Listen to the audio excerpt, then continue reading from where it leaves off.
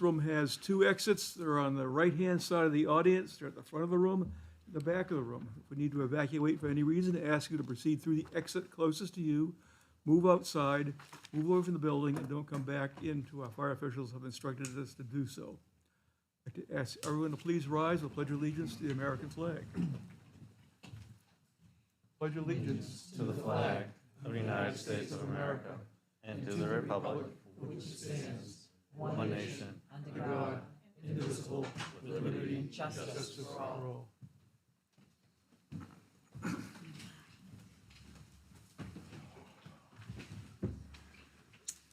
Okay, tonight, I don't see Jake here. I'm sure Jake has daddy duty, so I'll appoint Ted to vote for Jake.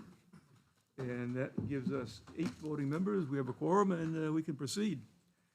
First part of our meeting is administrative board work, where we get our business done, and tonight we have a public hearing in regards to rezoning 3 parcels. So I'll start with administrative board work. We have 2 sets of minutes to approve. That is of July 6th, 2022, and July 13th, 2022.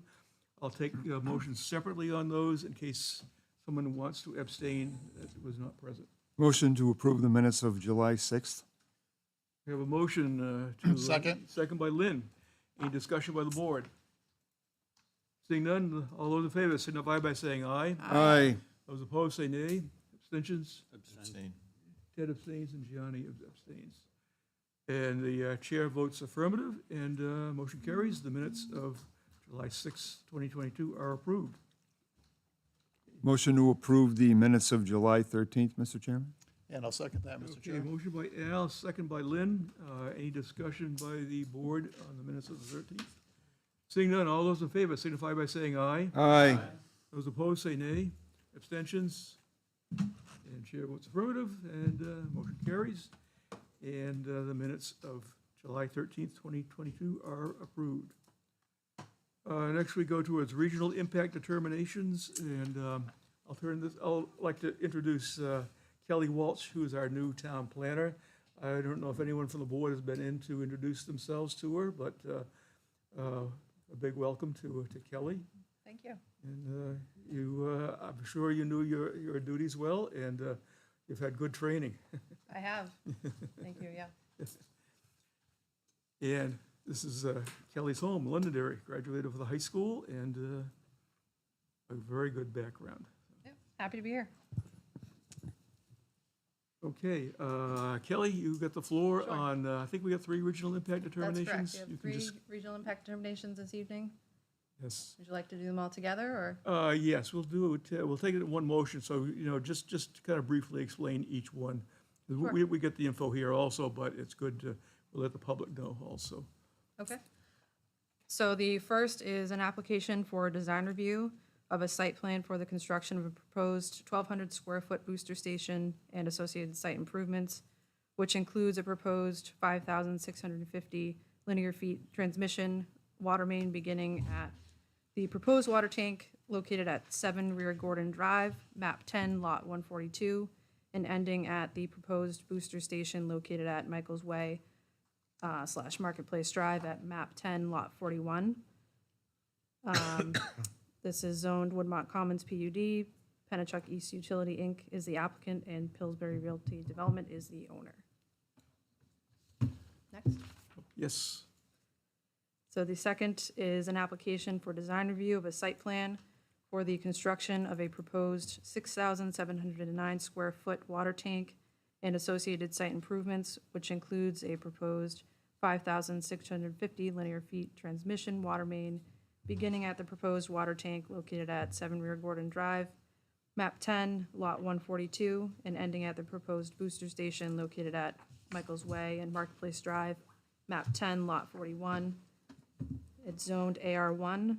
Pennachuck East Utility is the owner and the applicant. And number 3? And the last is related to the rezoning request, which is before you this evening under new business. Rezoning request by Page Rock LLC, owner and applicant, to rezone the following parcels to multifamily residential R3, 556 Mammoth Road, map 15, lot 236, which is zoned AR1. 3 Page Road, map 15, lot 235, which is zoned C2. And 295 Rockingham Road, map 17, lot 25, also zoned C2. Okay, And did you want the recommendations? sure. Okay. Yes, because the criteria set forth by the Southern New Hampshire Planning Commission. That's correct. And staff's recommendation is that none of the three are of regional impact. Thank you. Board have any questions? If not, I'll accept a motion that those three items are not of regional impact. Mr. Chairman, I'd like to make a motion that these 3 projects do not meet the standards for regional impact. I'll second that. Motion by Al, second by Lynn. Any further discussion by the board? Seeing none, all those in favor signify by saying aye. Aye. Those opposed, say nay. Abstentions, and chair votes affirmative. Motion carries. And next, we have discussions with the town staff. You have anything, John? I have nothing this evening, thank you. Think things are quiet, huh? Things are quiet. Kelly, you have anything? I do not. Okay. Laura? Wow. Okay, I just have one thing I was going to mention, and that is Suzanne Brunel, who's a member of our ZBA and also a member of the Southern New Hampshire Planning Commission, has been elected to the chair to the Board of Directors of the New Hampshire Development Corporation, which is quite an honor for her, and hopefully her experience will be helpful for us. 2 things. You're done. Oh, okay, I was going to do this in other business. Yeah. That too. Lynn? So 2 things, Mr. Chair, real quick. Number one is the Southern New Hampshire Planning Commission hosted a tour of the solar farm up, that Manchester has installed up on Dunbarton Road last week. And a fascinating tour. They have about 18 acres of solar panels on top of their sealed landfill up on Dunbarton Road. And they had a very successful project, and one that I'm sure could be modeled, hopefully modeled, if we decide to do something like that over on Auburn Road at our Superfund site. So, interesting project, I think, an interesting morning, and I'm sure if we wanted to, that we could get a private tour up there as well, if anybody's ever interested in doing something like that. Yeah, that's the highest point in Manchester now. Yep. See the old landfill. Yep, you can see downtown real nice from it. Lynn, did they say what they generate? They're licensed to generate 3.3 megawatts. Okay. I don't think they're there yet, but that's what Al, they're. just so you know, if we did the Auburn Road, it would be almost 5 megawatts. 5 megawatts. What you. what do they feed?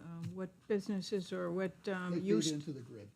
Oh, okay. Yep, they feed into the grid, and the biggest challenge they had was establishing the infrastructure, tying the farm into the Eversource grid. So they said that was the long haul and the big ticket item. Do you know, did they mention how much they paid to have to connect it? Because I know we're looking at ours, and depending on which route they take, one's like $1.5 million, and the other way is like 700-800, but Their estimate is $1 million a mile. $1 million a mile. Yep, and it took about 3 years to go through the permitting process and Yep. working with Eversource to make it happen. So Yep. it's not a, Doesn't happen overnight. it doesn't, No. exactly. And then the second thing is, we had a presentation last meeting about the development over at Buttrick Road and Young Road, or Young Road, I'm sorry, Young and Mammoth. Young and Mammoth. Yeah, and I asked the developer at that point, at that meeting, if he could give us a similar development that he's worked on, and he mentioned a development down in Salem. I took a drive down there last week. It was really nicely done. I think it answered a lot of questions for me as to what type of development he might propose. I would recommend to the board, they take a drive down there as well, if we see him come back as an agenda item at a future meeting. Can you email us with the address? Sure. Thanks. But I thought it was well worth the 10-minute drive down there to take a look at it. Yeah, it was nicely done. It was a 55-plus development, so it's structured a little bit differently than what he I've was seen it. proposing for us. Yes. But I thought it was nicely done. Wow, that's good. So the board's invited to go down there. Yeah. I I'll think Lynn's send, going to send out the address and. I'll send it to Laura, and then Laura can distribute it. Great, thanks. Okay, anything else, board? Also, yesterday was the groundbreaking for the exit 4A. Yep, I was there. So it was a monumentous occasion, so I think probably And about tomorrow 40 night is the meeting.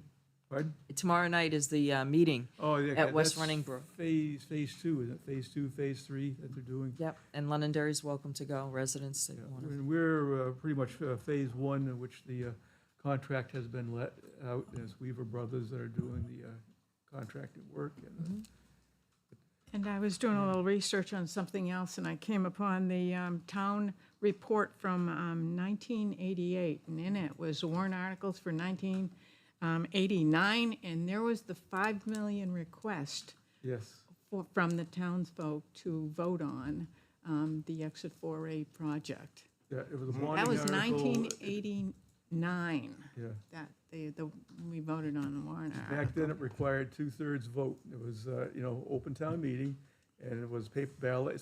They set up everything right at town meeting. They do the other articles because the polls have to remain open for an hour. This is the old style of, government that we had. Yeah. That's when we had a lot of people come to town meetings. Yeah, and they were doing research on it and developing the project in mid-1980s. Yes, Were you involved with that at all? I'm just curious, because weren't you very beginning, a town because selectman back then? I was first elected selectman in '86. Okay. And one of the board members said, "Oh, come over and meet the new mayor of Derry," which is Paul Collette. And then Paul had been dealing with, basically it was part of the mullahs. And the offer he had to Londonderry was to provide sewer capacity so we could develop 102. And that's what started the whole thing. But I guess it started before that, because there was state legislation. So evidently there was politics had gone out, and because the publisher of the Derry News, his name was Conrad Quimby, and Conrad was a state representative. And evidently he was entwined with stuff up there that the state finally said, "Oh, no, we're going to not provide any money for I-93 for any other than 4 and 5." Derry had wanted another one. So I guess what happened was that there was a bill that allowed Derry and Londonderry to build their own interchange off it. That's how it started, and that was, I think, probably early '80s. But I remember Conrad was quite a character. So it was long before the mid-'80s. It was beginning of the '80s. Yes, it was Oh, back okay. when, because I think '93 was first proposed, was back in the early '70s. 93? Interstate It was built in the 93. 60s, I I think it thought. was first, 63 time. oh, I think late 60s. I don't think they started construction until the early 70s of it. Okay. I don't know. I think we'll have to sit down and refresh each other's minds. when, Yeah, because I There were remember I lawsuits lived involved. up near Exit Oh, there were 6. lawsuits. Yes. Yeah. There is quite a history there, so. Thanks for all the history of 4A, too. Appreciate it. I was 4 years old at the It's time. quite a saga, because I remember after Paul Collette, because Paul was a big pusher of it, then came May Cast, and May didn't like it. And then I think Jack Dowd was mayor after that. Jack was a big advocate of it. And then I think May got back in as mayor. And then I guess the state told Derry, having a town cannot have a mayor. So there was a charter commission, and they rewrote the charter, and there's no longer a mayor in Derry. So, Wow. Yeah. so Derry is quite a saga. So. Amazing.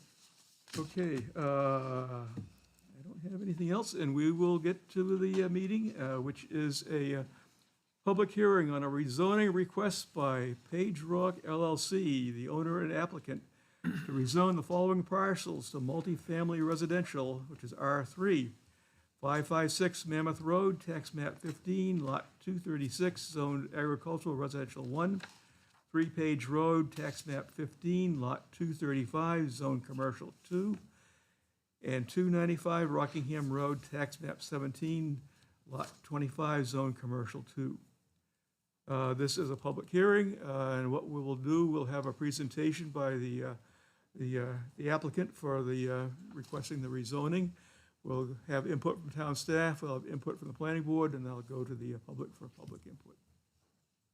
So, just identify yourselves for our records, please, gentlemen, and we will proceed. Excuse me. Good evening, Mr. Chairman and members of the board. My name is Brad Westgate. I'm a lawyer with Weiner and Bennett in Nashua, 111 Concord Street, and I'm representing Page Rock LLC, the applicant. Let me introduce who's with me. In the front row is the gentleman in white shirt is Paul Chisholm. He's a professional engineer with Keach Nordstrom Associates in Bedford. Behind him, to your right, is Mike Dion. Mike is the principal of Page Rock LLC. With him is Dean Navaroli. Dean's with William Reeves, longstanding real estate firm. Tonight, who wanted to be with us is Gary Thomas. Gary, Dean, and Mike are the development team. Gary unfortunately couldn't make it. Gary's with North Point Construction Management in Hudson and done a fair amount of construction work as a general contractor over the years.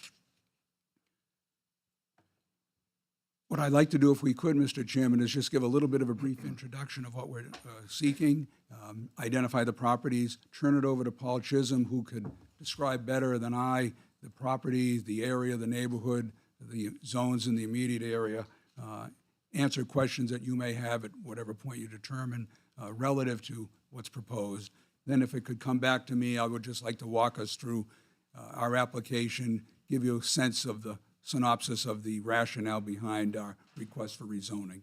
So however you prefer doing it. But I thought it'd be better for Mr. Chisholm to lay out the ground Yes, and I think lay everything out, and then it will give us all food for thought. And then Exactly. we can ask questions, and I think there'll be some back and forth also.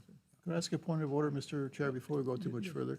So this project requires rezoning. What is our task going to be tonight? Is it going to be recommend or not recommend rezoning, or? Right, we either make a recommendation or we don't make a recommendation to the town council. The town council Right. has the authority to. But we're not talking conditional use permits or anything else like that at this point in time. No. That's all premature. This is strictly, we're focused on the zoning change. Yep. So whatever's there is conceptual, it's not hardened, there's not really part of the, what we need to know for the rezoning. So- Exactly. We put the conceptual in just to give you a sense of what could be done in the multifamily project that they're contemplating.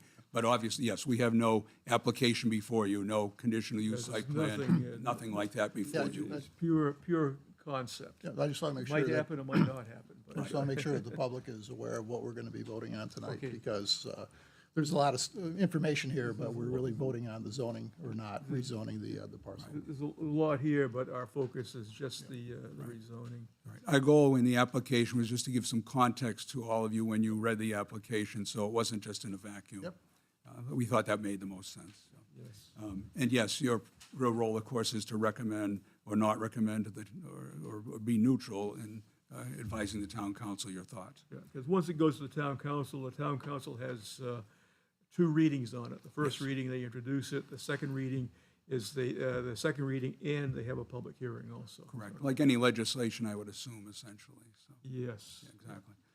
So what we put up on the screen with the help of the town planner, and we, by the way, thank both Kelly and Laura for their help in getting this together with us. We're appreciative of that. Good to Would you, hear. I'm sorry, sir. Good to hear. Thank you. No, We have a very able staff. yeah, and we're fortunate to work with such a good staff, so we thank you. So the concept plan we put out does sort of amalgamate all three of the parcels, but just to give you a little sense of it, the 556 Mammoth Road property is a very small parcel in the lower center of the property. That's the AR1 district piece.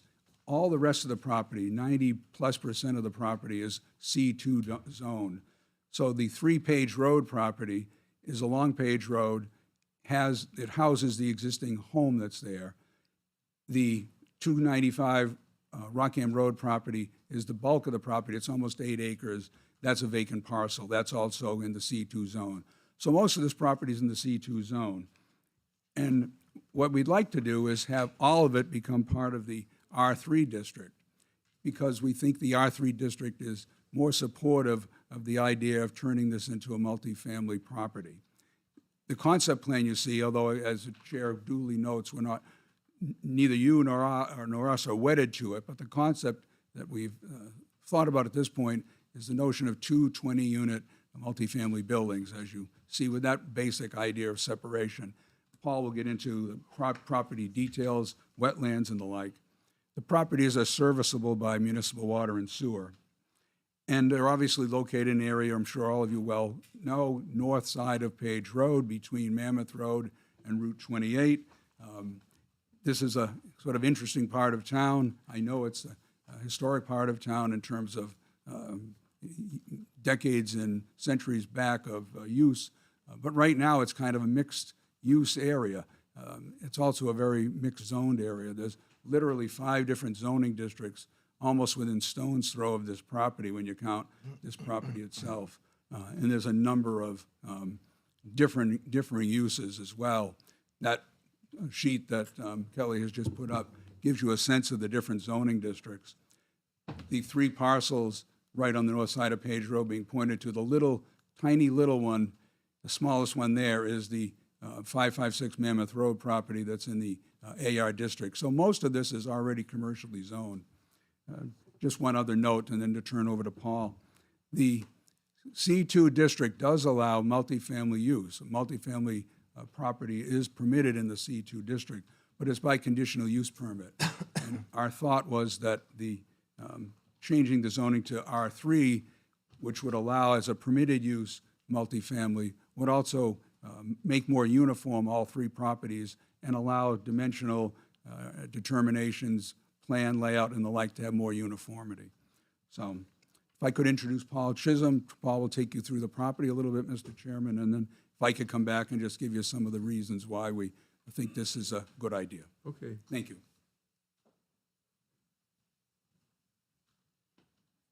Thank you, Brad, and good evening, everyone. For the record, my name is Paul Chisholm. I'm with Keach Nordstrom Associates. We are the engineers and surveyors of record for the project. I'd like to start by describing the 3 parcels that the zoning request contemplates in more detail. I'll start with the largest property, which is situated at the westerly corner of Rockingham Road and Page Road. It's the property with the address of 295 Rockingham Road. It's about 7.9 acres in total area. It enjoys frontage on both Rockingham Road to the northeast and Page Road to the south. Rockingham Road is about 685 feet, to give you a sense of scale there, and the Page Road frontage is about 412 feet. As Brad mentioned, this property is currently situated in the C2 zoning district. It's mostly undeveloped and consists of a mix of woodlands, and there's some wetland on the property as well. The wetlands are identified in the green yellowish color that's a little bit lighter than the dark green, which signifies the woodland areas. You'll see that the biggest wetland that runs through the property bisects it running west to east, or excuse me, north to south, from the Holton LLC property to the north down to the Page Road. Basically, there's a drainage culvert where the site drains under the street there. That is the lowest point on the property. There's a lot of areas within the block of Rockingham Road, Page Road, and Mammoth Road from all the adjacent properties that actually drain through here in that drainage channel, essentially. That wetland is big enough to have a 50-foot wetland buffer. You'll see that that's denoted by a dashed line around that wetland. And then there's a few other wetlands, smaller depressions, some roadside drainage ditches, things like that that have just kind of formed into wetlands over the years that are also colored and around the site. None of those are big enough to trigger the threshold for an additional 50-foot buffer. The second property is south and west of that, located at 3 Page Road. It's about 2.6 acres in total area with frontage on Page Road, which goes all the way to the Mammoth Road intersection, which is about another 586 feet. And then there's actually a little section of the property that actually fronts on Mammoth Road as well. That's about 25 feet in length. This property is also zoned as commercial too, but it's currently developed with a single-family home. According to assessing, that's existed and was constructed in 1977. It's currently on well and septic and rented, and there's a tenant living there. At one point in time, there was a pool in the backyard in the fenced-in area. Going back through Google imagery and things like that, it looks like that pool was taken out somewhere between 5 and 10 years ago, but the fenced-in area remains. Outside of that, there's additional lawn area, and a little bit of wooded area as it gets closer to the 295 property. You can see that there's a little bit of the wetland and wetland buffer that kind of extend onto this property as well. Could I ask a question first? How do we rotate the image so it's not upside down? I mean, I've got it upside down here. I mean, I think it's this button right here. See this thing that's spent? oh, okay, thanks. Where's it? Yeah, I think there's things you can turn the image around. How about here? You do. I just keep clicking until it turns. Where is it? Go to edit? View, okay. You use that little arrow? A little bit of a technical break here. Okay. Okay, And then you want clockwise. okay, that's great. Thank you. Never had to do All that set, Ann? before. Yeah, we're all set. Okay, very good. Thank you. And then the third property is the smallest tract located at 556 Mammoth. It's about a third of an acre and has approximately 150 feet of frontage on Mammoth Road and is currently undeveloped.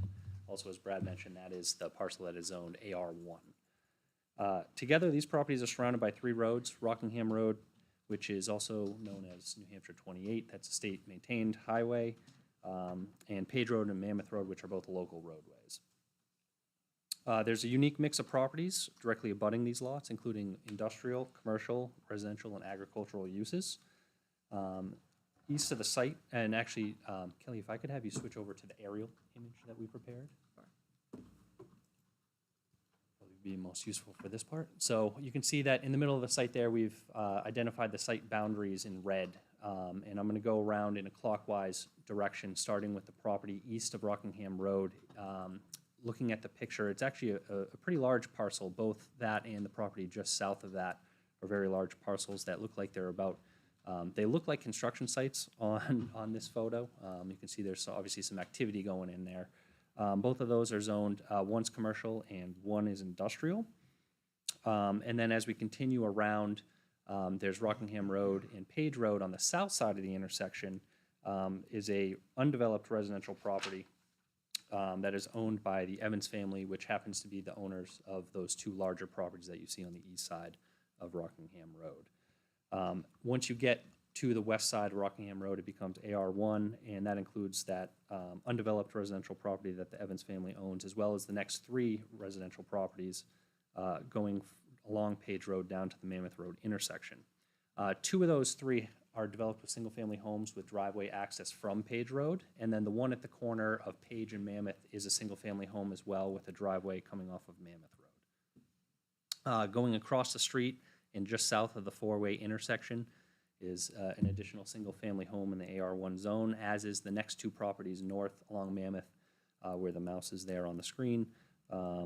And then due north of that is the Merrill Farms property, obviously quite a large property that's in agricultural use today. Going back now to the applicant's block, there's 3 additional abutters. The first one is a small property at 560 Mammoth Road, which is just north of the smallest parcel that they own. That's actually a 2-family home today, and that's owned by Holton LLC, who also owns the industrial property, which currently houses Workplace Systems, their manufacturing facility, which again is due north of 3 Page and 556 Mammoth. Lastly, there's the Remy Fortin Industrial Park, another large sprawling industrial property. Looking at the aerial, you can obviously see there's quite a bit of activity, building and pavement and that sort of thing that exists on that property today. If I can now turn your attention to the colored zoning map that we prepared, you'll see that the subject property is also again outlined in red here. This was up a little bit earlier in the presentation. There's some labels to what these zones are. Obviously, you can see that there's quite a bit of mix in the area, both commercial, industrial, and agricultural residential as well. If you were to zoom out from this a little bit further, if you go west of here, you get a little bit closer to the airport. It's obviously a much more industrial area of town.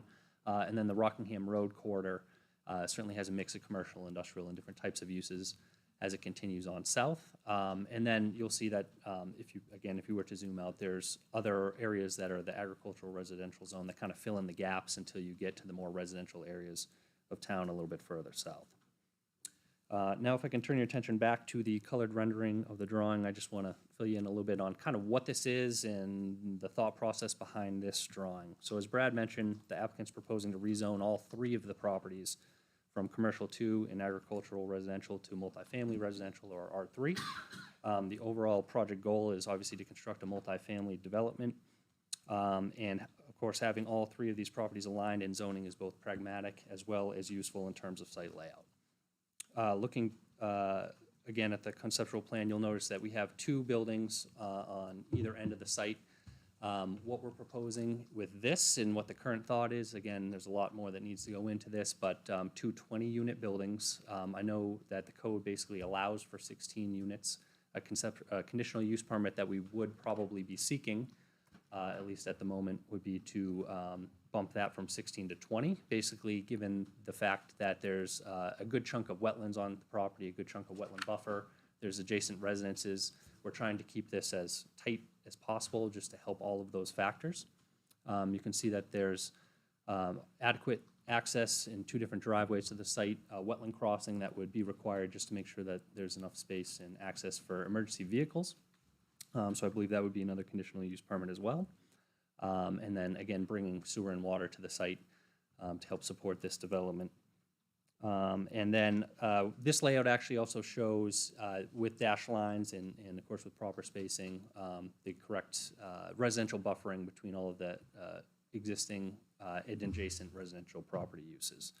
All of that's just looking at what's currently required by both the zoning ordinance and the site development regulations. Obviously, again, this is really kind of very much conceptual at this point in time. There has been a great amount of thought that has gone into it, but there's certainly a lot that's left to do in terms of detailed design as we get closer to going through the rezoning process, working into the site plan application, and further into the state permitting and local permitting and those types of processes.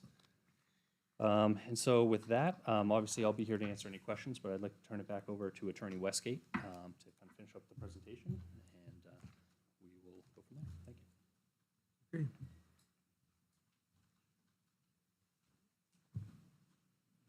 Okay. Thank you, Mr. Chairman. Thanks for letting us proceed in this manner. I think the thrust of what we're stating is that the properties in question, of course, are in 2 different zones, but by far the majority is in the C2 district. They're in an area that has a number of differing types of uses in relatively immediate vicinity, and of course, a number of different zones as well. And our thought is that if you take this mixture of existing uses and zoning districts, the idea would be that we could make a transitional type use that runs effectively from the more residential properties to the south towards the commercial industrial properties both to the north and to the east. And our thought process is that rezoning everything to be R3 allows to create the best product, if you will, the best design, the best layout for this type of transitional use. So you're effectively allowing a kind of buffer or change of use from the residential portions to the south to the industrial commercial portions in the north, essentially, and at the east. As I mentioned, the C2 district, of course, does allow multifamily use, but it also allows the variety of commercial uses. The R3 district doesn't allow many of those commercial uses, hardly any at all. So the change of zoning districts would implement this idea more readily of the transitional type use from residential, single-family, somewhat agricultural to the west, to the commercial industrial to the north and to the east. We addressed 2 other categories in our application. We noted what the objectives of each of the relevant zoning districts were, and then tried to tie in some thoughts into the master plan because, of course, the master plan is a touchstone element to any zoning determinations. Just to summarize very briefly what we related in our application on those 2 scores. So with respect to the 3 districts in question, of course, the AI district's designed to permit compatible uses with the protection of areas for agricultural, forestry, water preservation, residential and public use.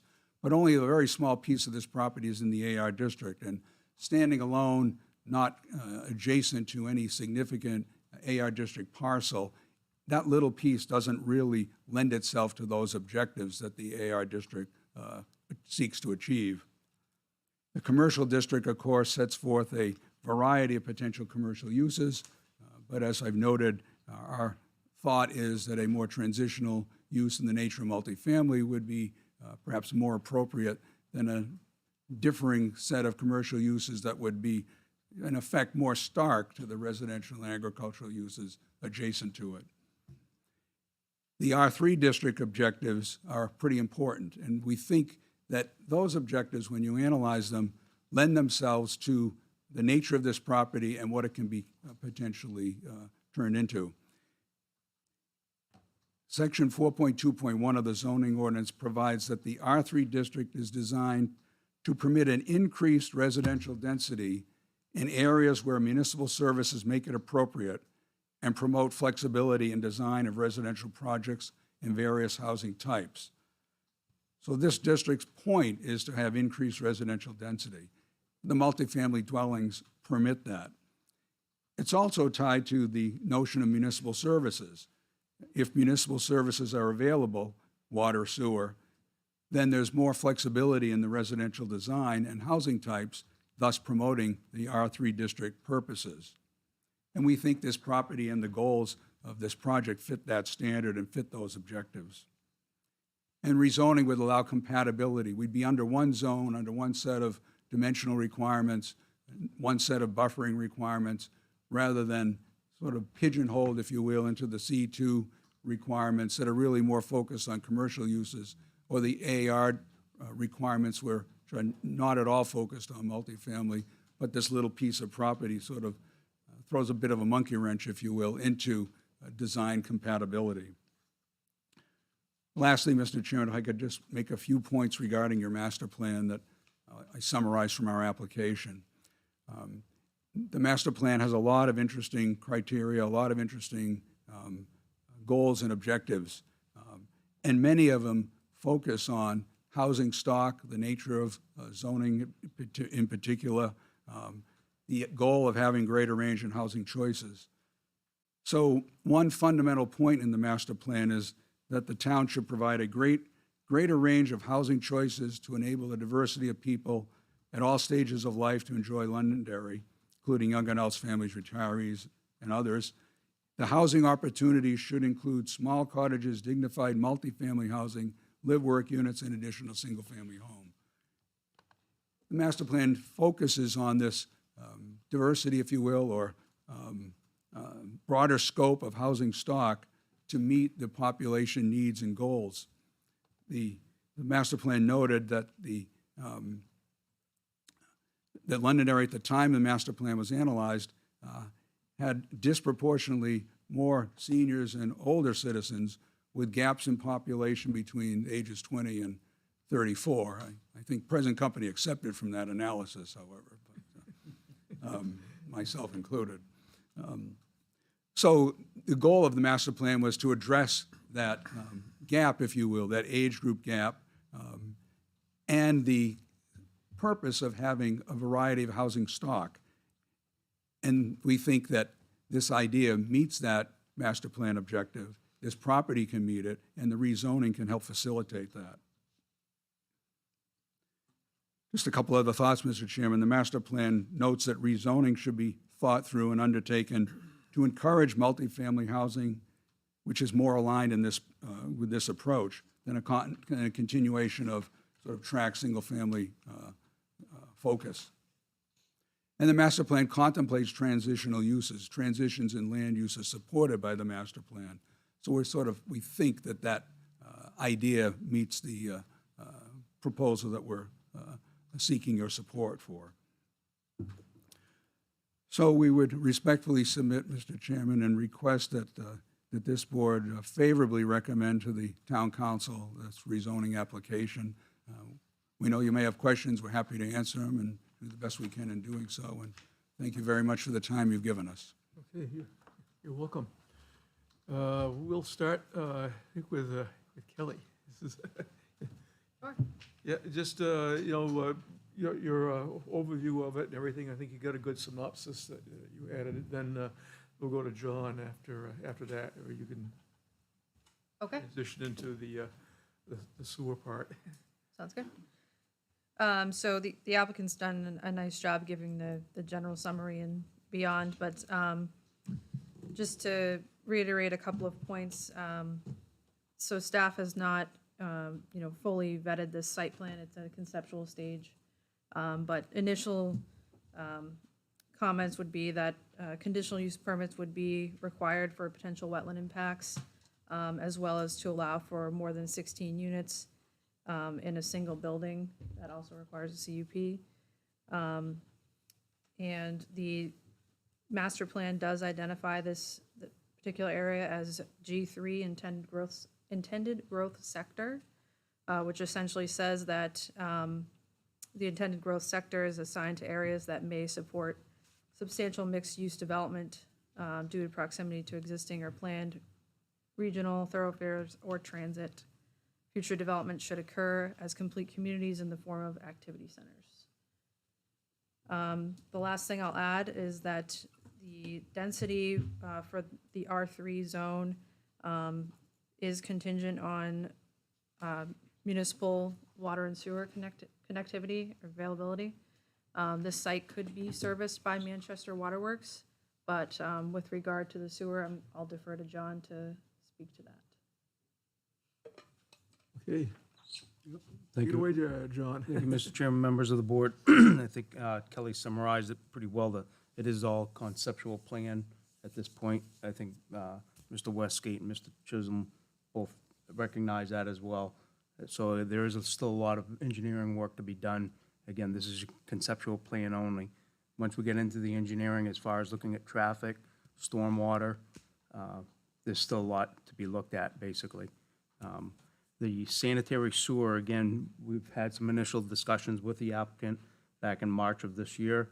And again, there is a pinch point further down, about a half mile from the site.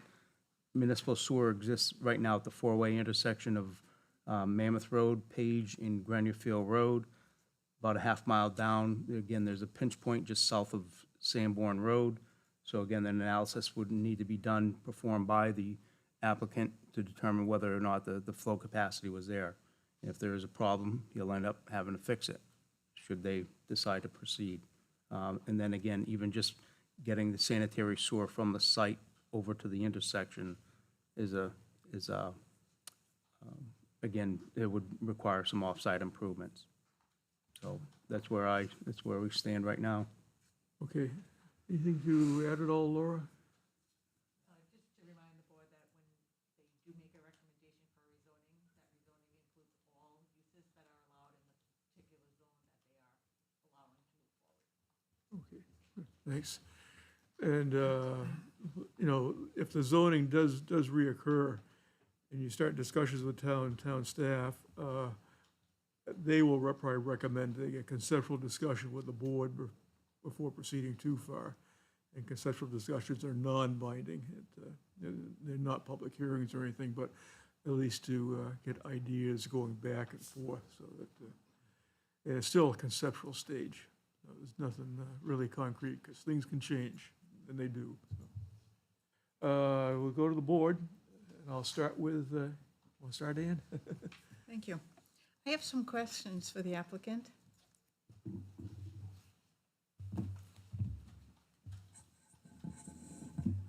I'll defer to Mr. Chisholm as necessary, Mr. Chairman. Thank you. Okay, Okay, I know it's just on the rezoning, but since you brought up the project you're considering for this, this area, now, is there going to be any workforce housing in this concept by any chance? No, what's contemplated is sort of regular market rate multifamily housing. Okay, so I understand there was 20 units that you envision. Now, how many stories would that be? Agree.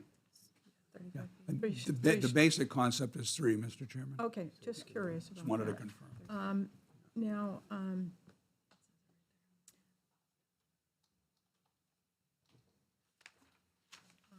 You say this is a buffer between the AR1 zone and the industrial zone behind this project to the north, correct? And the commercial, both industrial and commercial. Yeah. And also to the east as well. Yeah, but what I'm seeing there now is single or two-story buildings that, that are more complementary to the area. So I was curious about the height of the 3 stories right there. And so close to the road and also Rockingham Road, a state road there. The project area, the south of it is all AR1 from Rockingham Road over to Mammoth Road. It's solid AR1, and going up the west side of Mammoth Road, it's all AR1 also. So there's a lot of AR1 properties, single-family homes in that area. So I worry about this is too much right there. Does it really consist of a buffer for that area, or does it just stand out too much? It's a state road. Rockingham Road is a state road, and I know the C2 district is also for the motoring public uses, and I'm concerned that we're converting too many C2 districts in that area along the major, it's a state highway, into residential also. We're talking about other things. But I also can envision some housing, but or more a modified concept, either farther back in the lot or something like that, so it's not so close to the road, because we have solid AR1 right across the street, and it goes back south of Page Road for 1,500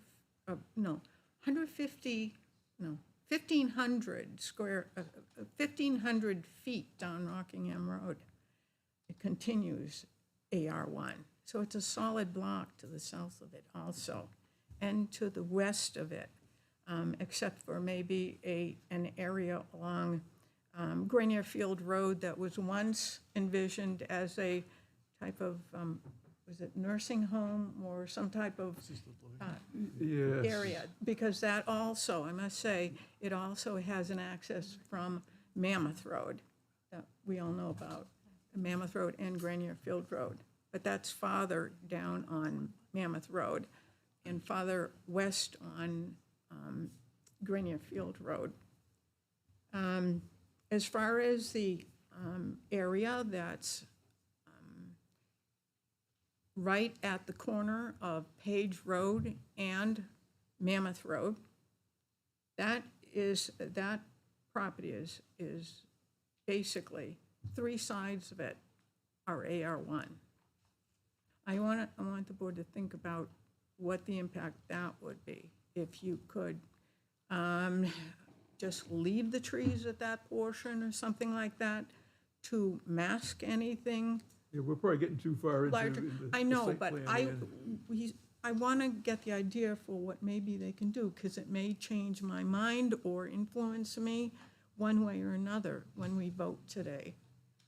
Because I know it's not a set plan or anything like that, but I know, the district there, all the single-family houses around it. Yeah, a lot of it is less than 1 acre, Pardon? A lot of it is less than 1 acre per house. So it has, the village area has a higher density than the, Right, I know that. Some of them are half acre or whatever, less than that. yeah. But it was all AR1 there. So I think I'll stop here now, but I just also want to hear what the other board members say, and also the public. Okay? Thanks, Art. Okay, I'll go to Deb. We always come back to you, Ann, if you have any more questions. Okay, thanks. I would like to hold my comments until we hear from everyone on this, because I'm going to see this twice. And I want to have a good digestion before I Yes. voice my opinion. The only thing I would like is for Laura to explain what the other uses could be here for everyone, so they could know if they decided not to go with apartments, what they could put there. So the R3 district actually has less uses than the commercial 2 district. Permitted R3 uses are agricultural, assisted living facilities, dwelling multifamily, dwelling multifamily workforce by conditional use permit, dwelling single family workforce by conditional use, dwelling 2-family, dwelling 2-family workforce, manufactured housing workforce by conditional use permit, nursing home and accessory uses, public utilities. And that is it. And if this project, just say, decided not to go with apartments and wanted to do workforce housing, just smaller houses, how many houses would we be talking about? That would probably depend on the soil type and the. Okay. I was just trying to think of traffic, how much more people we would have, how less people we would have, comparison, that's all. All right, I'm gonna wait. So go ahead, Jeff. Okay. Good luck. Thanks, Deb. Yeah, no, I think one thing that definitely sparked my interest here is just the amount of uniformity of the zoning aspects in that area. And I think, at least from what I'm seeing, at least the preconceptional aspect here of zoning that as an R3, I'm not 100% convinced that that is the right project that you would want to put there, but that's not for this discussion. I am tending to like the uniform zoning there. I do have some reservations about having it as R3, considering that would almost lend the town to kind of be very not within, it just very difficult to kind of kind of explain here, but it just looks like it's kind of, at least in my mind, somewhat of an eyesore there. But I do get why you would want to kind of bring that type of development in. And it's hard to have this conversation without kind of understanding, what's your end game as well. So, focusing just on kind of the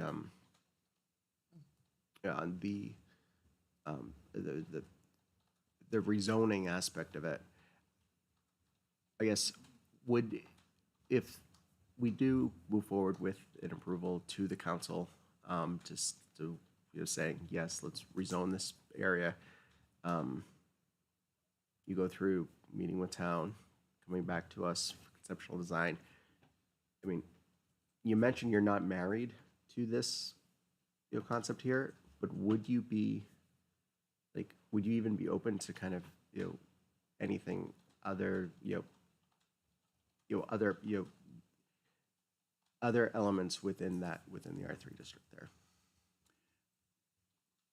Other options, I guess. I'll let the gentleman kick me in the shins if I say the wrong thing or misstate their intentions, but their focus is a multifamily project for this property.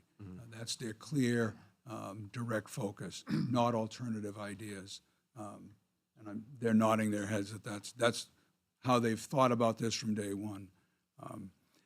We did want to give context to the possibilities with that very conceptual layout, just so you had something to, frankly, to see that this was their focus and this was their intent. And again, the reason for it is that, yes, it's a permitted use in the C2 district, which is most of this land, but many other uses, as Laura mentioned, are permitted in the C2 district. There are far fewer uses permitted in the R3 district. And if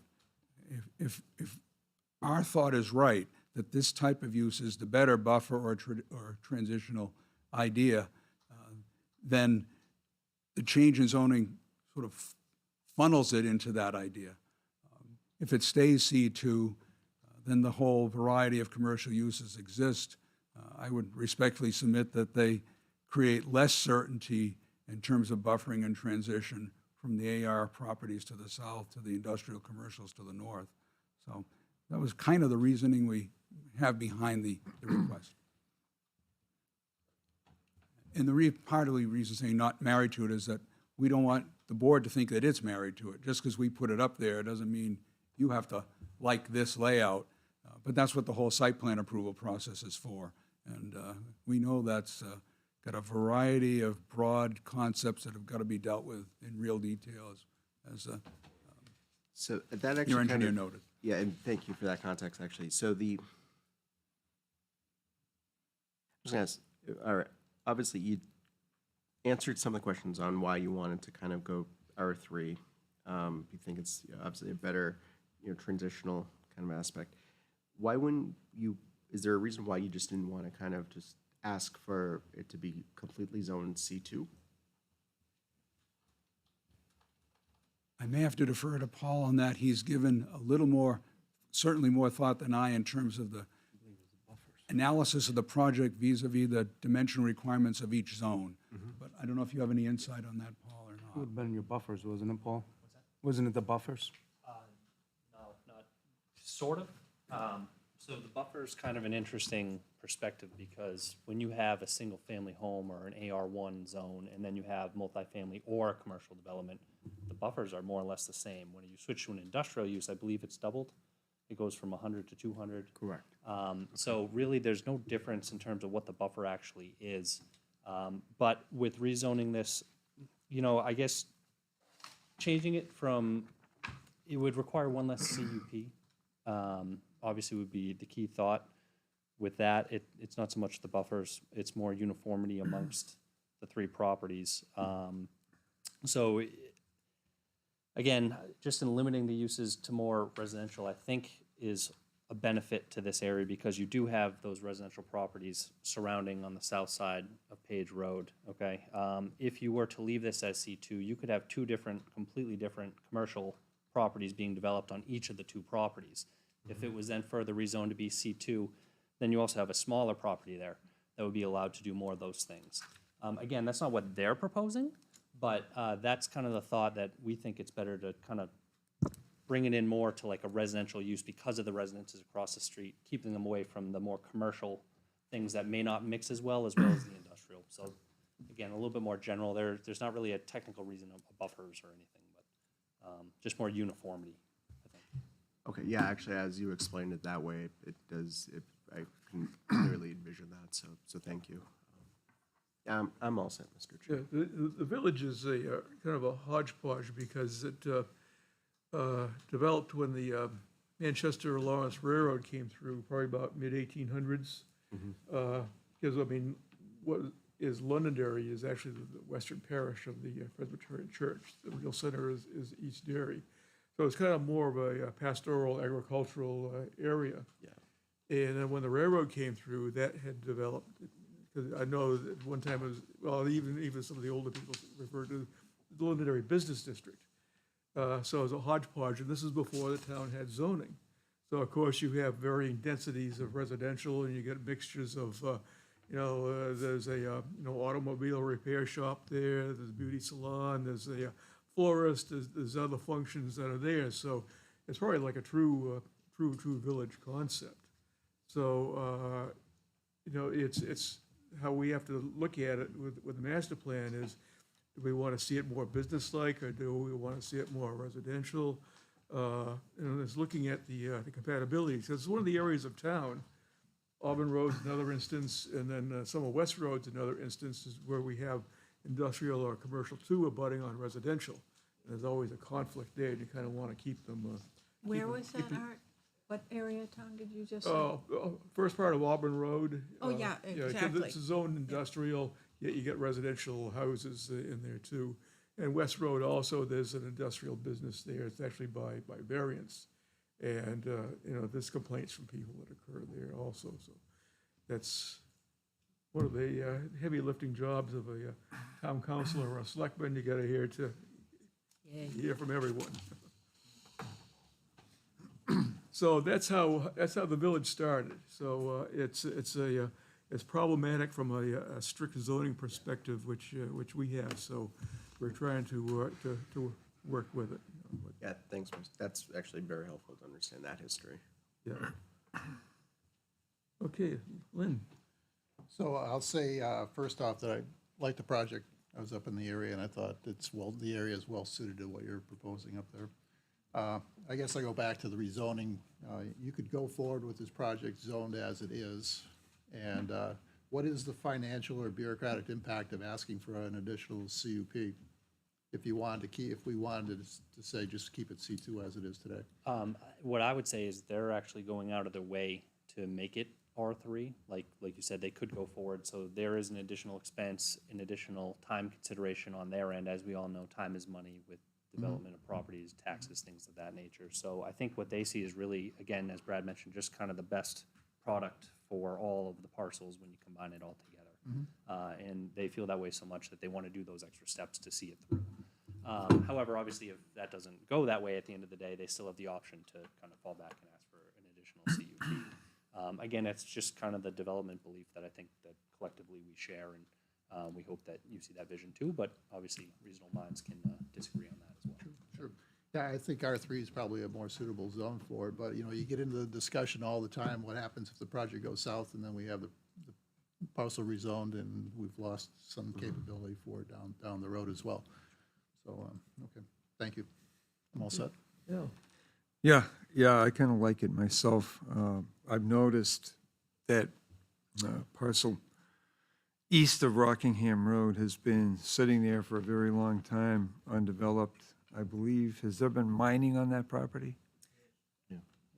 Yeah, I'm not exactly sure. I know that they were approved from the state for an alteration of terrain permit for site preparation. Whatever Okay. that means. I'm sure that means removal of materials and some Okay, form of that. yeah. Crushing stone. Well, it's been sitting there for such a long time, as far as I know, C2, and it's never been used, so I kind of like this concept myself. That's all I've got. Okay, thanks, Al. Jenny. I was gonna ask the same question, I guess Jeff and Lynn kind of alluded to. What was the underlying reason to go C2 if you can do the same project in a C2 zone? Which I guess you're saying is kind of just to get everything in the same alignment and pattern, what have you.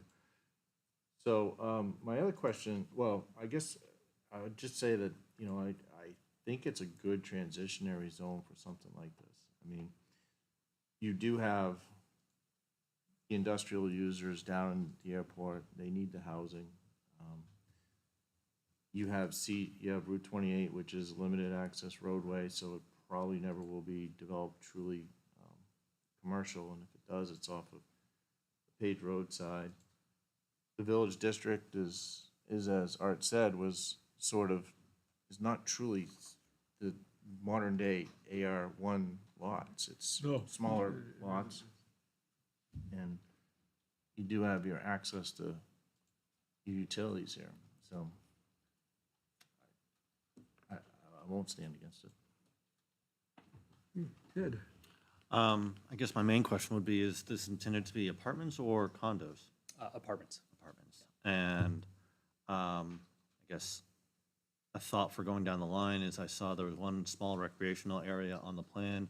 If you could try to add another one for the south, or shall I say, western building, I think that'd be beneficial.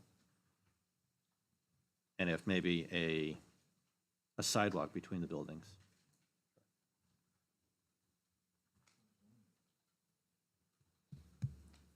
And then I guess maybe my last comment would be, how far away from the intersections are those two potential driveways? There's the intersection of Mammoth and Page, and as well Rockingham and Page. I mean, that's something it could vary, whatever is. Yeah. Again, that's something that certainly we could talk about in more detail. I think the appropriate thing for determining that is we have a traffic engineer that we're getting on board to the project that will help us determine that. So we've, thrown this on the plans. It's a little over 200 feet away. I think the main goal with that was just to, I think it makes sense in some cases because of, you know, you reduce how close you are to the wetland and things like that. But we have to take proper consideration, obviously, for sight distance, Of for, course. you know, turning movements, things of that nature, which we're going to get the correct professional on board to kind of finalize and flush those out. And I guess, sorry, I guess my last question would be, are these intended to be 1, 2, or 3-bedroom apartments?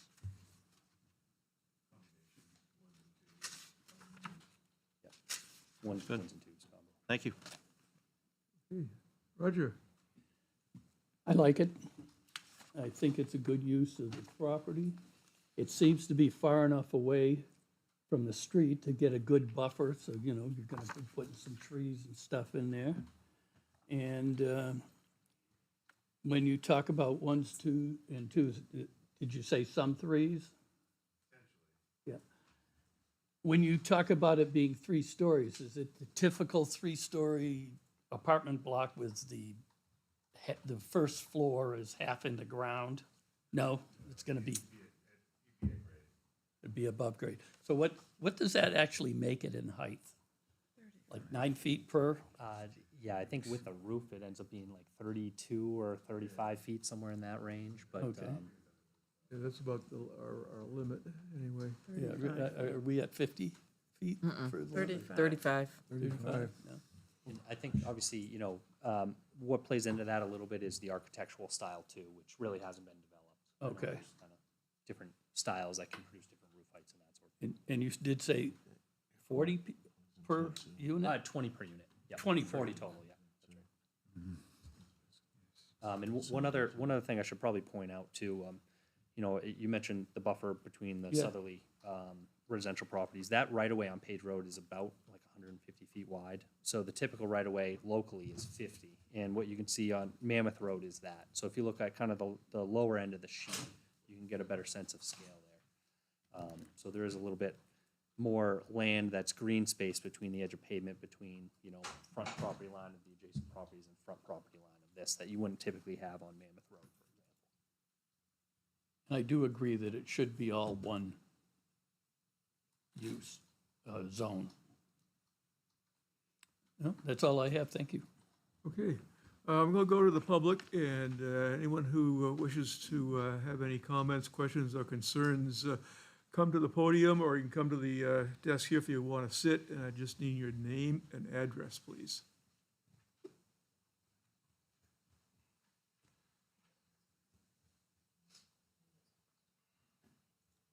Hi, my name is Stephen Kelly. My wife and I own the property on the corner of Page and Mammoth on the southeast corner at 552. Used the former White's Tavern, if some of Yes. you may remember that. Famous landmark. Yes, although it's now blue, it's not white, but I digress. Came here tonight with, you know, concerns, we still have some. One of the bigger, you know, I appreciate, Ms. Champa, your comments about the height and what it's gonna look like in the area. We live directly across the street diagonally, so we have some concerns there with that. As well as, one of the big ones is the traffic. There have been no fewer than probably 20 accidents, big accidents at that intersection in the last 11 years since we've owned this house. Which intersection is it, the one It's on the intersection of Page and Mammoth. Page and Mammoth? Yeah. Okay, thank you. Page and Mammoth and Grenier Field. Yep. People blow through the stop sign, they get T-boned on a regular basis. We've had cars, vehicles off into properties on all 4 corners. I think the garage multiples in across mine. from you, I think someone had hit that also, and, Yeah, they had a car go into their garage, the driver, yeah. not Yep. theirs. Wasn't funny for the driver, he ended up in the hospital, so. But we've had vehicles rolled over, it's a madhouse there, it really is. The police are aware of that. So, you know, you're talking about adding, you know, upwards of 100 cars to this traffic scene here, so that's a big concern for us, as well as, you know, the number of people. And I guess one question I had too was, what are you gonna be, who are you gonna be renting to? Like, what is the rent profile or whatever? Is this Section 8 housing? Is it, you know, luxury housing? Is it somewhere in between? Mark, Market and Okay. My thought would be very similar to what you're seeing off of, right off of exit 5 on the hill there. Oh, That sort of look. That's workforce. If you could you come to the microphone here? That's so, because we can hear you all right. It's just the people listening at home on TV can't hear, so. okay. Well, those are I think those are my main concerns. I don't know if my companions here have anything else to add, but that's the biggest thing for us. I mean, overall, my preference, I think our preference would be just, leave it alone, build nothing there ever for the next 200 years, but, realize that's probably unrealistic. I do sort of agree with changing it to R3, and still building nothing there, but, Thank you. Yeah, so those are similar concerns. Most of what we have, once we get into the site plan itself, we are really stickler in concerns of traffic, and we know it's a very problematic intersection, so. I would echo his concerns that even the traffic light area intersection of Page and Route 28, it's pretty congested and takes forever if you're coming from Page out onto Route 28. Oh, yeah. So that needs to be looked at. It just goes forward. There's a ton of trucks. You got heavy truck traffic through there as well. Yeah, that was, Along with, people trying to get to the airport, they try to get around. It's just, people go flying through. You got the school buses, they all come And together. School buses come out, every morning. But they haven't gotten T-boned yet, so. They're careful. Ma'am, name and address, please. Hi, Christine O'Neill. I live at 550 Mammoth Road. I am Steve's neighbor to his, depending on what you're looking at, next to him. So not across the street, just right next to Steve. So at the risk of being redundant, or at the risk of just repeating everything Steve said, I think I just wanted to go on record as saying, yes, my husband and I are very concerned about the traffic. It is a routine occurrence to be standing in my kitchen at any time of day or night, hearing the skids, waiting to hear the crash. Somebody grabs the cell phone, somebody runs out the door. We just had an accident just a couple weeks ago. I'm fortunate, my daughter was home, my daughter who doesn't live at home, she's an RN. She took off, down to the middle of the intersection to see what was going on, as a first responder. I grabbed the phone. It's a regular occurrence. And so I have grave concerns about, so you're looking at approximately 40 apartments. So I've counted, I know this is an approximation, but you guys have got about parking for about 90 vehicles there. So I'm thinking that twice a day, we're gonna have 80 vehicles coming in and, leaving in the morning and coming home at nighttime. That's 80 additional vehicles that are gonna be on that road. People come off of 28 and fly down Page Road. People leave the airport and fly down Grenier Field onto Page. It's rarely do people observe the speed limit on either side of Mammoth Road when you're coming down. So I am very, very fearful of what we're going to be looking at when we are looking at 80 vehicles now coming down what is essentially a raceway. Very, very concerned. So like I said, nothing new other than what Steve said, but just going on record as somebody else who backs him up and says it is of grave concern to me and to my husband of what the influx of traffic is going to do to the safety and the quality of this area. Thank you. Excuse me, Art, can I just address something to her? If you could do me a favor and please show up to the next traffic safety meeting. They happen every quarter. Okay. The police will then recognize this area as an issue for you and have Have you guys people done that? there in a but you got to keep. I know, and believe you me, I live on the big intersection of Stonehenge and Hardy, so trust me, I know. They have an officer that lives on Mammoth Road. Yeah, three doors down. 3 doors down, so he's aware too. He was doing radar detail. But I just think that the more you can get that happening there, because they talk to each other, and I know you must get a lot of trucks, correct? Absolutely. So I mean, they know that it's there. They'll slow down more if they know that there's going to be officers there randomly. watching that area. So I'm just suggesting it again, just be, sand in somebody's shorts and just keep showing up and, complaining, because that's the only way they're going to listen to you. Thank you. You're welcome. I might make a note. Yes. It's obvious that whether this activity becomes to fruition, we still have a problem at that intersection without question. Because I know I've traveled there and there's always like a mist thing there every time you go there. So maybe we need a light there, whether we put in a new. There is a little solar-powered, flashing light. Yeah, but who flashing I red think light. it knows that needs that's there? a red light, Yeah. a regular Yeah, stoplight. a regular, Because it is a dangerous place, and it is one of the, and I see mostly big trucks coming off from, down at the airport Yeah, area. It's the major route. Yes. And out of the Pettingill Road area, so. So I see it as a problem now, whether they come here or not, and I think it needs a light. Okay, Yeah. okay, Ray, you have the floor. Name and address, Ray please. Breslin, 3 Gary Drive, and I'm glad these people that are abutters had an opportunity to speak, okay? But I would just like to say this, maybe I'll ask this question. Is this spot zoning? I don't think Is this so. being done for the benefit of these folks here, which are entitled to bring forth this to us? Absolutely. It's predominantly is- a residential area, Ray, so. Oh, what? Predominantly a residential area. I have no problem with changing it to residential, but what is built there is of concern.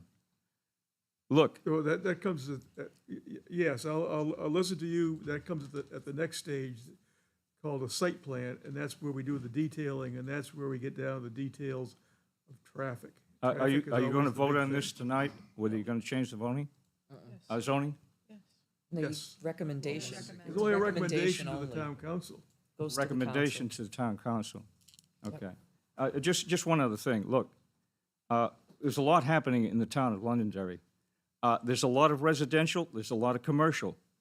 We really got to think about where we're going to put it.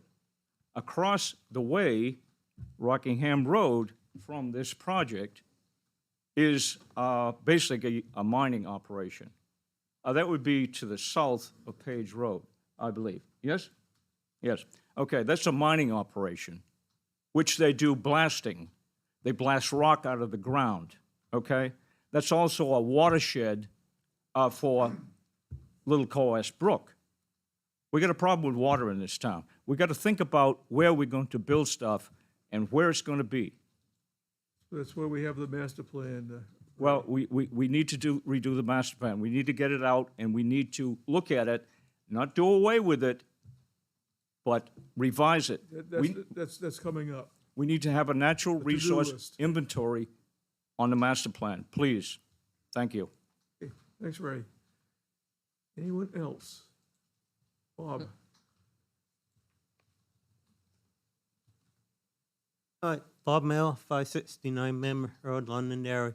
I have been to the Traffic Safety Committee in the past, and they have done their review. They tell me, yes, there's plenty of accidents there, but we're not going to do anything. We're just going to leave it as it is. I recommended a 4-way stop sign there, a 2-way right now, on Mammoth Road, and you get a lot of accidents, and they just don't care. It used to be 4-way. Yep. but, There've been time when it was reversed, where you had Mammoth Road was open, and Grenier Field and Page was, where the stop signs were. But I'd recommend making a 4-way stop sign to make it safer. But that is probably another battle for another night. But I've been at least 2 or 3 meetings with the traffic safety, and their opinion was we got to have a wide open from 28 to the airport. What I really came here is you got heavy industrial area here where the workplace system is, and you also got the backside of Portland Industrial Park here, And you're putting residential right next to the industrial, heavy industrial area that's at least median densely industrial between the two lots. You know, isn't light industrial. That's one thing that you would have to consider. And I would agree with the last gentleman, that it's, could be spot zoning. It may be residential, but it's a heavier zone of residential in any of the residential in the area. That would be the main two concerns I have right now on that, particularly rezoning that properly. And of course, the traffic is gonna increase, what is it, 4 trips a day at least, time 40, 160 trips coming out of those two driveways, and you got the stoplight just to the south, to the east of there, and they're gonna create, that could be a problem. Okay, well, thank you very much for your consideration. Good project for a traffic engineer. Oh, yeah. But I would definitely make that 4-way on Mammoth and Page and Drenia Field. Yeah, well, keep going to the traffic safety committee meetings. Please show up. Deaf ears. Show up The with only me there. possibility of changes in the board, they don't care about the accidents and the I people care. that get hurt, in my opinion. Okay, thank you. Okay, thank you. Anyone else? See Mr. Chair. anything? We'll bring it back to the board. Yeah, I just have a question for the applicants. Again, not to kind of harp on the conceptual idea and understanding that could change, but was there any consideration of the traffic or any, like, what are your thoughts on the traffic when you were thinking of doing this here? Like, what research and what kind of, like, prep? Sure. Again, it's all preliminary, It but I is, just wanted yeah. to see if you'll So, you know, I'm not a traffic engineer. My really main focus is site design and stormwater management, more of an environmental focus. However, you know, from time to time, I do have to get into the ITE manual, look at trip generations for different land uses and things of that nature. Generally speaking, residential, even in an apartment use like this, is less intense than a commercial development. So I think, you know, obviously, when a traffic engineer comes in here and does a study, they'll be able to tell you that with a lot more definition and examples and all of that stuff. But generally speaking, a residential property is just going to be less of trips per day to a site potentially than a typical commercial development might be, depending on what it is. But for the most part, I think that's true for a lot of things. I think that answers your question. It does. but- I guess, you know, it was really kind of, I'm trying to kind of understand what background work you've done for this particular area to kind of understand how, what you're proposing us to do. Again, the first step is the rezoning here. What you're proposing us to asking us to do, and how the traffic of that project is going to be impacted, and what steps have you taken, and, you know, kind of, you know, the thoughts that you've actually kind of you've made to this area here. Sure. So, you know, that was one of the things that I think came up with Mr. Trottier earlier on in the year when we talked about a number of different items, and it became abundantly obvious at that point that we need to get a traffic engineer involved.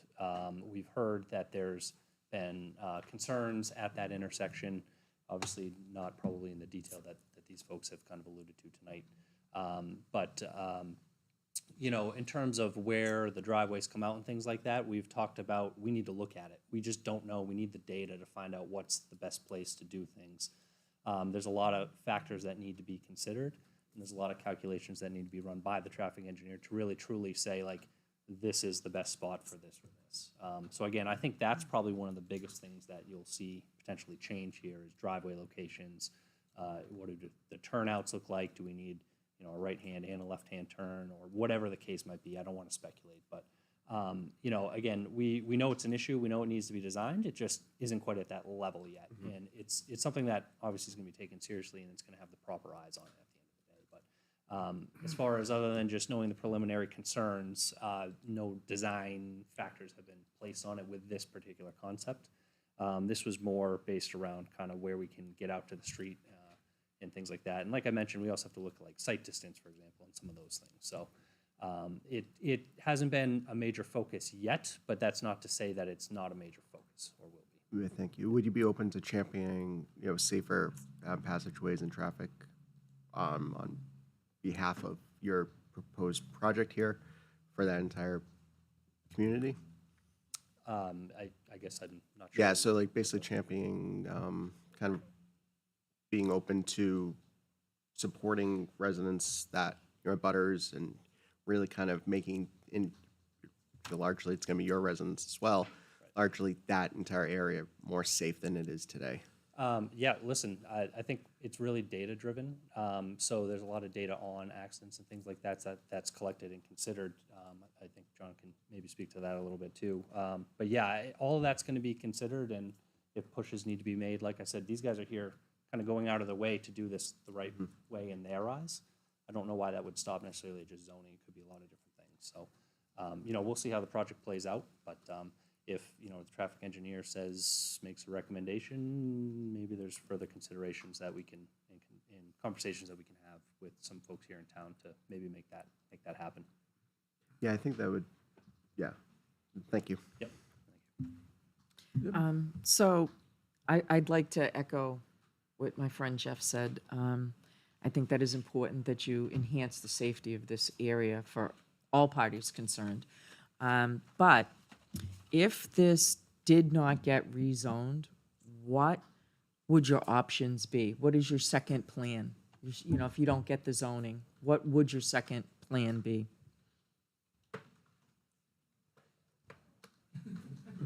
Just curious.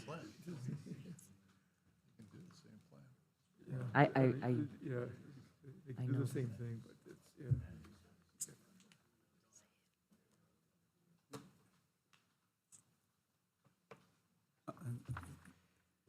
I suppose there are a couple options, but the first would be live with what the existing zoning is, and again, try to design around having one property in the AR district, small piece, the rest of it in the C2 district.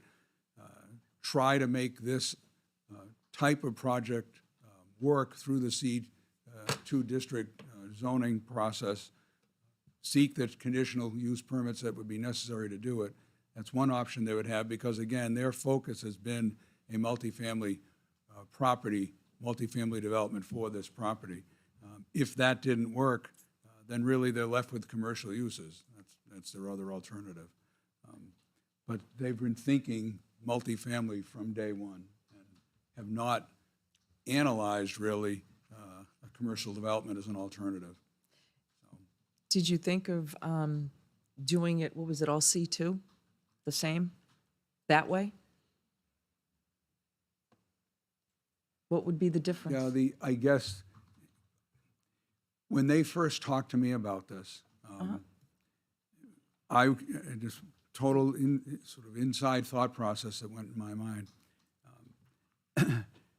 I wondered about the small AR district piece, the little portion, and was there a way to make the development along these lines work without any zoning changes? And what troubled me a bit was, can we make fit accessory use ideas in the little AR piece to supplement the C2 large parcels residential component? And I'm sort of struggling with that and saying, well, maybe, but are we going to now start to run into the notion of needing variances because some of the land that supports where the driveway area goes is not in the C2 district, and being that multifamily isn't a permitted use in the AR district, will the supporting aspects of that multifamily project also not be permitted? Do we wind up at the zoning board to do that? Do we have to make a very detailed administrative request to planning and zoning to lay out for us what we might need permit-wise because of the split zone nature of this? Is all of that worth it? And then how does it then present itself to you when we've got conflicting buffer requirements, some setback requirement differences, if nothing changed? So you did That's not. what went through my head. So you did not consider making the whole thing C2? No, because since the focus of the project was multifamily. But you can do multifamily, correct, in C2? Correct, you can. So why wouldn't you have thought of that as the option? We could do it, and that is an option if this doesn't pass. I was It's a just curious, like, what are the benefits to you? I mean, obviously, it has to be a benefit to you to pick AR over C2. I'd like to know what the difference is. Paul alluded to some of it. One of them is not needing a conditional use permit for the very use itself. It's a permitted use by right.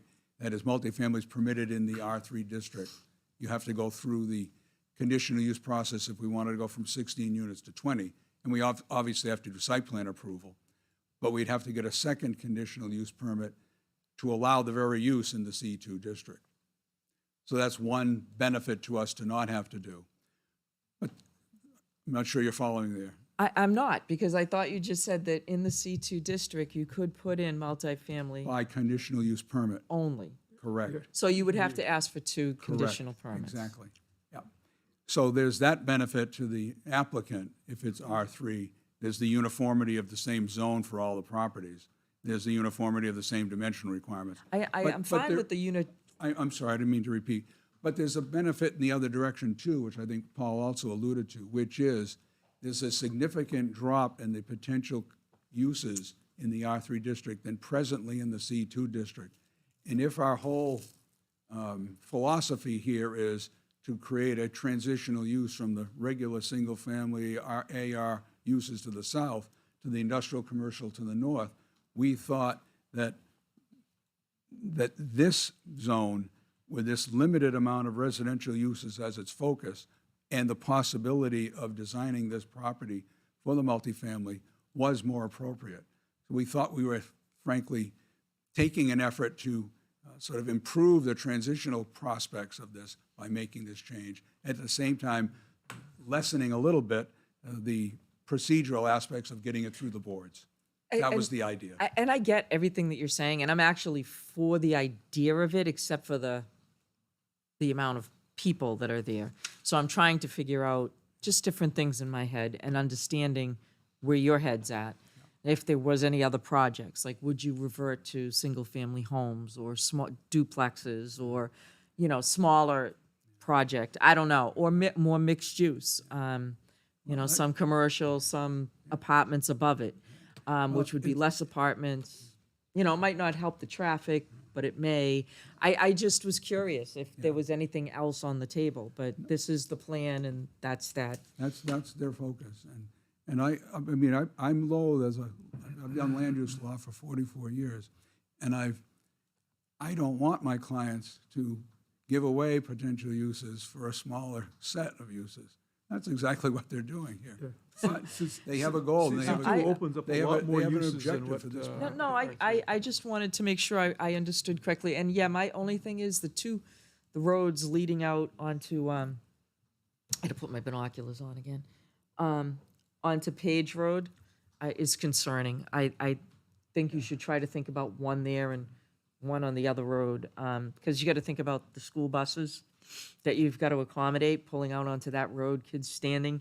You got to have some sort of alcove or way, because the bus isn't going to want to come in here and pick up these kids. They want to stop out front and collect them, and that's a dangerous area for kids to be standing on. McCrager Cut did something kind of unique for the There's a school spot buses. for, the They'd kids take a look waiting at for the it. school bus. It might be something you want to incorporate into this. In fact, I think they get a little lean-to type thing. And that was all I just wanted to understand fully, because I have to see this again, and I just wanted to have all my questions answered. Thank you. Thank you. Board have any further questions? If Ann? Could I ask you a couple of questions? Well, I'll try you both. first, and if you can't answer 'em. You seem to be very concerned about the AR1 parcel, but you're not using any portion of it for your development, so I'm not sure why you're so concerned about that AR1 part of the development. Well, it's part of the overall site. It obviously adds to the land mass. It comes into the Right. density calculation, and it's supportive land for however this project's designed. And part of my concern was, again, I know I've said it too many times, having uniformity of zoning for all of the land that's involved, certainly. But I was trying to give you a bit of a sense of the other concern, and that is, even though none of the buildings or any portion of the buildings would all likelihood not be on the ARPs, in all likelihood that's the case, does the fact that it's supporting a use that's not allowed in the zone generate the need for variances? It might. Or does it somehow fall within an accessory use concept that doesn't trigger the need for variances? I can't answer that. It can only be answered by the town staff who administer the zoning ordinance. That requires a detailed request for sort of legal determination by staff. That in turn requires setting up a plan that we think this board would hopefully like, because if we ask these requests in the vacuum, we get answers that aren't definitive to the particular design. So you got a cart before the horse dilemma somewhat when you're seeking administrative determinations on what you can and can't do in a zone that doesn't allow the permitted use, but you haven't really fully designed the project yet. We get rid of all of that by uniformity. Or you can leave it as is and just go, change the other two pieces of property. But if you leave it as is, you sort of hang that little piece out to dry, if you will. You're not going to make use of it. It doesn't have any benefit to the overall project. It lends questions that I've alluded to, and it's easy to get rid of the problem. And frankly, when you think about it, why is this little piece of property disconnected from any possibility of a sort of agricultural type use, staying that way to begin with? Frankly, why did it not become C2 when originally zoned? I don't know. Because there was an issue originally where Page Road existed. It existed farther to the north, Correct, and that's probably why. maybe. But from a land use perspective, a small piece that's sort of disconnected from the purposes of the zone doesn't really hang together, perpetually. There are alternative needs, I think. I'm sorry, Paul, elaborate. Yep, if I can just elaborate on one point on that too. Let's say that little piece was taken out of the equation. What do you do with it, right? It's a third of an acre. Right. So it's really not big enough to do anything with. The setback for the front is 40 feet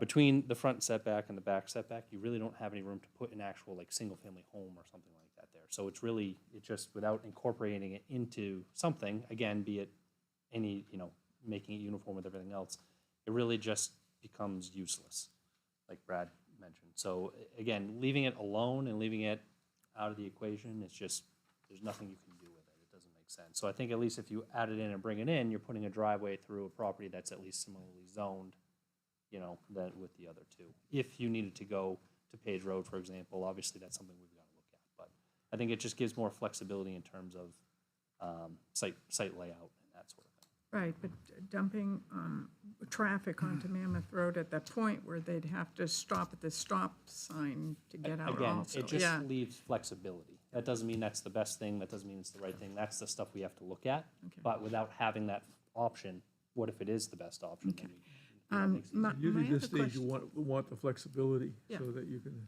Yeah, but I was concerned about traffic coming out at that point also, because it's, the proximity to that intersection we're talking about. yeah, that'll be the next step in the Yeah, process. yeah, I understand that, but what I'm seeing is 2 apartment buildings that are as close as you can get to the front setbacks of either roads, and I would more than welcome this if it was set back more, switch the parking area to the front. If you can push them back into the lot, the three Yeah, stories we're won't designing appear. it tonight, Ann. I know, but it won't appear as massive to the people across the street or whatever.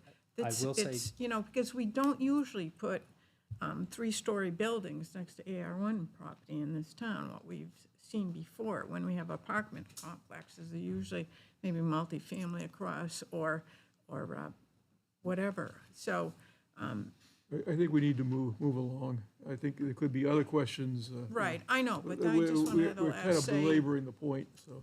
Right, but it's also, the one to the east is right at the intersection, as close as you can get according to the setback. So if that could be moved in, or some, it's, It could be completely Provisional. changed by the time we get any, well, I site plan. hope so, you know, Your feedback's heard. We will certainly take that under consideration. thanks. Do we have any further questions? If not, I will, it's decision time, so, Mr. Chairman, I'd like to make a little statement before I actually make the motion.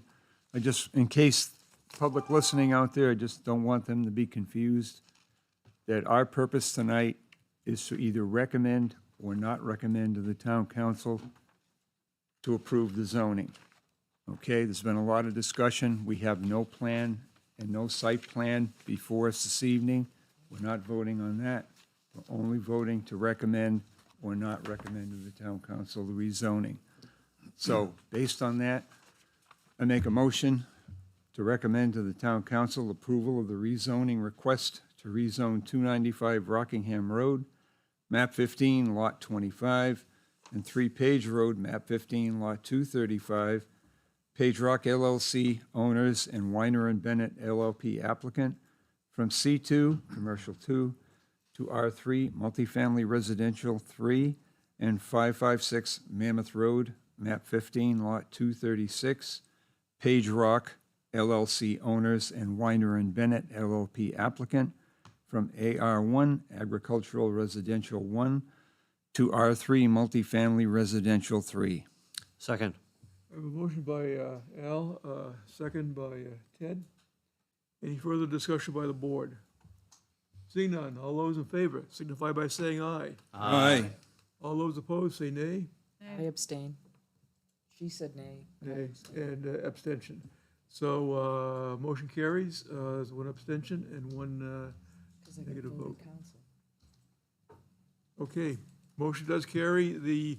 This will proceed to the town council, who has the big decision-making powers. Thank you for your time, Mr. Chairman. Oh, you're welcome. Welcome. Okay, next we'll move into other business. We've had two requests for appointment to the Southern New Hampshire Planning Commission. Brian Battaglia, who's currently an alternate, would like to be appointed to the full four-year term. And then Jeff Penta has indicated he is interested in an alternate position. So what we have to do is make a recommendation of those two individuals to the town council. So move, Mr. Chairman. Second. Motion by Al. Second. Second by Deb. Any discussion? Seeing none, all those in favor signify by saying aye. Aye. All those opposed say nay. Abstentions, and you, Jeff abstains, okay. So 701. Okay, Jeff was on the CIP committee. They had a meeting, I think was it last week? 2 weeks ago. Oh, two weeks ago. Yep, 2 weeks ago on August, July 25th. Yes, that's right, the end of last week in July. There were no town projects submitted, but there was the school district did submit projects that were later, that the CIP committee very much vetted, provided feedback and scoring, and at the end of the night, I think they were in a good spot for projects that they were wanting to kind of come up with. There was a few that, actually, the majority of them were, the CIP committee recommended to defer until they receive more information, including school board approval. So there was a few different aspects on that aspect. But overall, the CIP committee is made up of 2 planning board members, and myself and Jake Butler. The chair was the budget committee chair, Stephen Rote, and town council, Jim Green, Joe and Green. school board